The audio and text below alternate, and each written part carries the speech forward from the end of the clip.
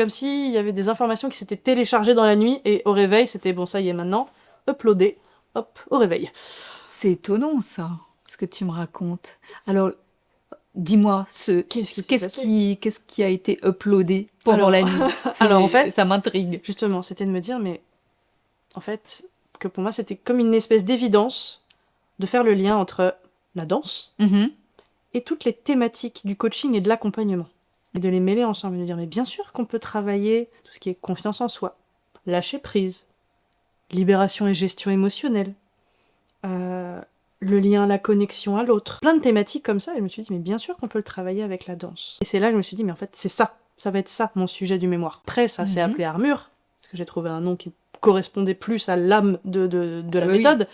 Mais d'abord, tu nous expliqueras le bien sûr. concept, évidemment. Et donc, le mémoire, l'objet de mon mémoire, c'était finalement cette méthode que j'ai complètement créée de A à Z. Et à ce moment-là, c'est comme si j'étais un canal d'informations. Comme si je recevais Voilà, toutes là, les je suis informations. intriguée, un Mais oui. canal.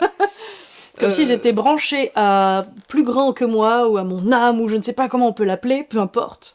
Incroyable. Et je passais 5-6 heures par jour au McDo à tout écrire, tout rédiger, que ce soit mon mémoire ou les exercices, tout ce que je voulais créer, toute la méthode que j'avais envie de mettre en place, des séquences, des sessions, le temps que ça prend, etc., etc.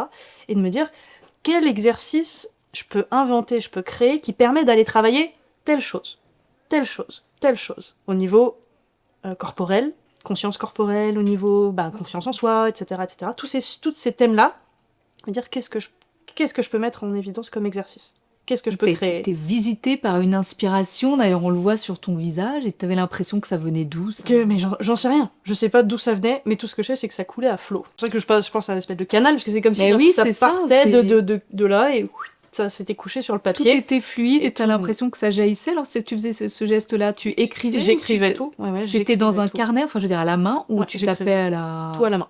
Tout à la main sur un carnet. Ça aussi, je me dis que c'est comme un prolongement... C'est ça. Tout passait comme ça par le stylo, et tout était couché sur papier, et ça venait vraiment naturellement. Et surtout, un point qui me tenait à cœur, c'est que je voulais vraiment créer quelque chose à partir de mon vécu et de mon expérience. Pas de me laisser influencer par d'autres méthodes existantes. Alors que quand tu rédiges un mémoire, on te dit qu'il faut t'inspirer aussi d'autres livres, etc.